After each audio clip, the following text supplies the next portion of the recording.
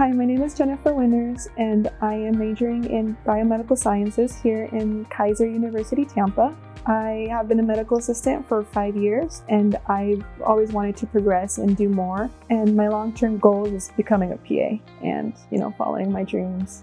I'm also the vice president of the Biomedical Club here in Keiser. We get together, we will do what we call workshops. We'll do suture where we practice on, fake skin, how to do suturing, medical assistant training, kind of a little bit of practice. So it's a really good program. I really like it.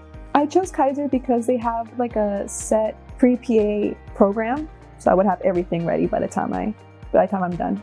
It's definitely worth your time. It goes by really fast. The classes here are very straightforward. It's fast-paced, but you have a good structure, you have a good support. I love all the professors, all the faculty. Everyone is so helpful, so knowledgeable. I really enjoyed my time here, and I'm actually really sad it's almost over. I actually really love being here.